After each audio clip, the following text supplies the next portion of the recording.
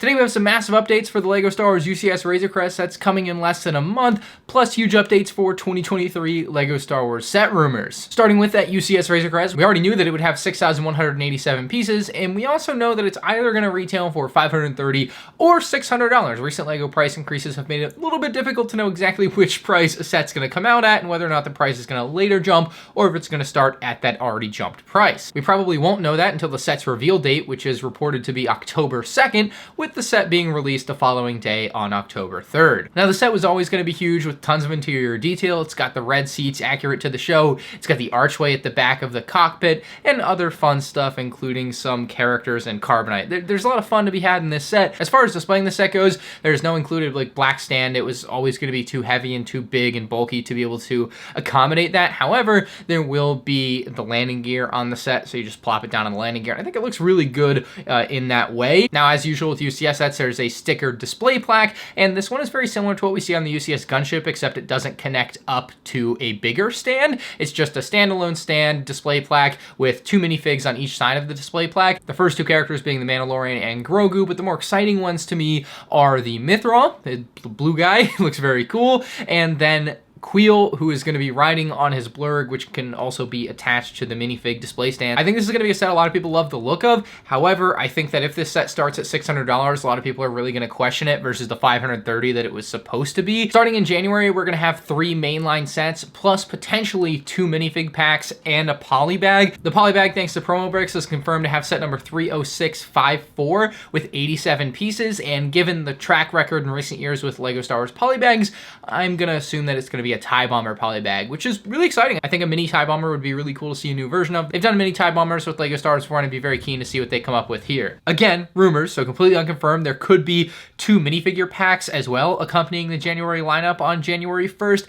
and then there are 3 mainline sets, the sets you'll find at Target, Walmart, etc. The first of which being the 75344 Slave 1 Microfighter, and we now have piece counts as well thanks to Promo Bricks, 85 pieces on this one, and they say that it's going to have the same old Boba Fett from Book of Boba Fett, so nothing new there, unfortunately, and the build seat won't have any rotation to it, so it'll be very similar to what we see in the $50 Slave one, where Boba Fett just kind of sits in one orientation and doesn't spin with the ship as it spins. Totally expected for a microfighter. Now we have some huge updates to the 75345 501st Battle Pack number 2. It's going to have 119 pieces for $20, and of course, as we knew, it would have 4 minifigs, but we now have way better details on these 4 minifigs. As far as we can tell, these clones will be based on the Battlefront 2 video game, and the first 2 clones are going to be heavy troopers. Now, unfortunately, that means we won't be getting the special, like, Commander Bakara style helmet. However, these heavy troopers use the dark blue sun visor, so basically the same thing that we see used on Commander Cody in blue. I think the visor filling the holes on the new style clone helmet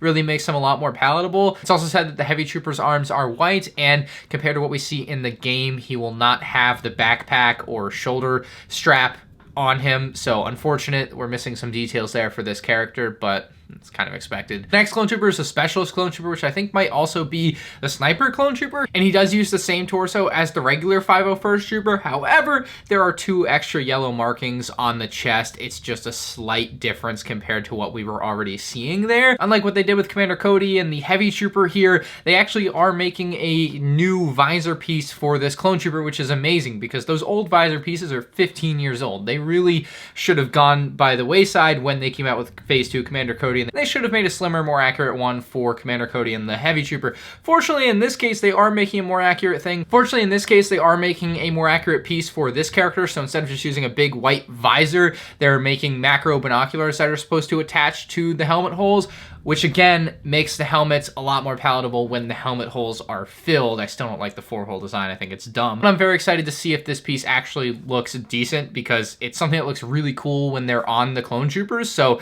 if they can kind of recreate that look, it'd go a long way. The final clone trooper is an officer. It's got the standard 501st helmet with side holes and a range finder attached to one of the sides. His torso is similar to the normal 501st trooper, except he has a blue belt. You can see that represented here on the character from the game, so just some small differences between the troops there. Finally, the build for this is pretty exciting. It's supposed to be a small version of an AV7 cannon. Couldn't really do the classic walker or speeder here, kind of covered in the last 501st Battle Pack.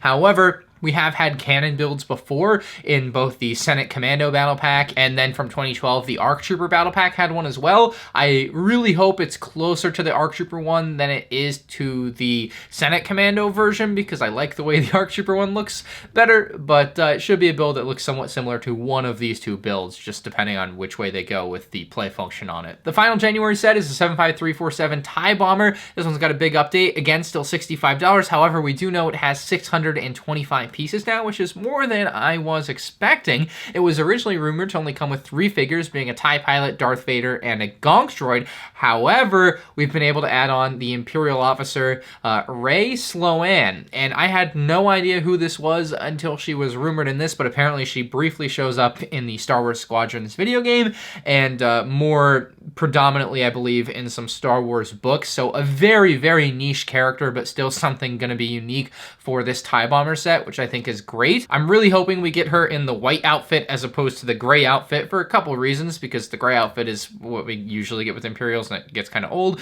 but also the white outfit just looks nicer. It also reminds me of Grand Admiral Thrawn, so hopefully we see her in that outfit as opposed to the gray one, but honestly, it could be either or. I don't know right now. As far as March releases go, we're potentially looking at 4 different sets. We have the Phase 1 Commander Cody helmet that is supposed to include 766 pieces for $70. No other new info there. The Phase 2 Captain Rex helmet at $70 still with 854 pieces. That is a ton more pieces than I was expecting for these clone helmet sets. And then it is also said that the Unknown helmet that I think is going to be Episode 6 Endor based is supposed to release on March 1st as well for $70. And then there's also a 4th $70 set out there, rumored, set number 75351, but we have no idea what it is. We don't know anything about it. It's very likely either a set from a new Star Wars show, or it's a set like a Republic fighter tank that's a store exclusive type of set in the US, and would be the set that includes Phase 2 Captain Rex at $70, and it's like Captain Rex's Y-Wing, or even better yet, a 501st like Commander Armory, where you get Captain Rex, Fives, Echo.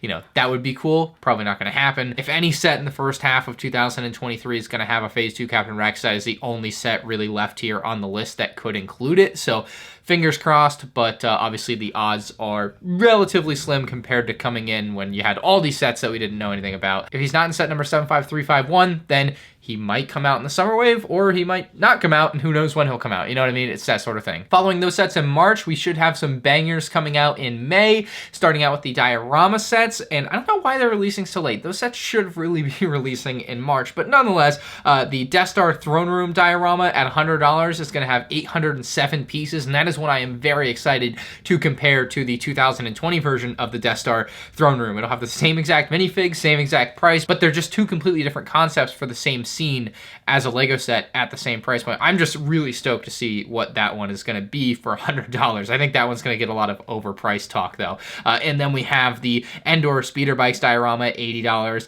608 pieces, should have maybe an Ewok, Scout Trooper, Endor Luke, maybe Endor Leia. 4 figures I think is what that one's going to be at for $80. But even more exciting for May, the unknown stuff, we'll have the UCS set at $240. We'll have the May 4th promo.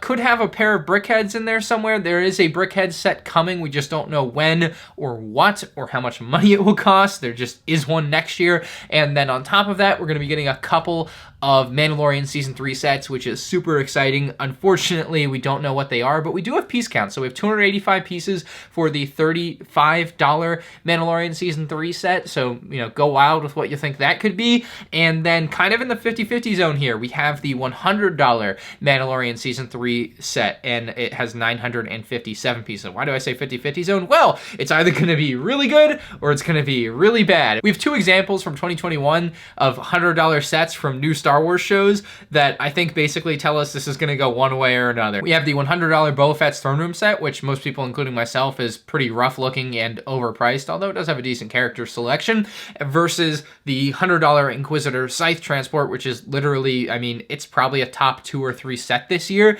So it's a pretty wide range of quality there for the same exact price, and this Mandalorian Season 3 set could very easily go one way or the other. I'd be surprised if it ended up in a middle ground. It's either going to be really great really bad. I obviously hope it's really great. But let me know what you think those Mandalorian Season 3 sets and the UCS set will be in the comments below. I think that's everything we know about the LEGO Star Wars UCS Razor Crest and 2023 LEGO Star Wars sets so far. If you want to stay up to date, make sure you hit the subscribe button. If you enjoyed, hit the like button, and I'll see you in the next one.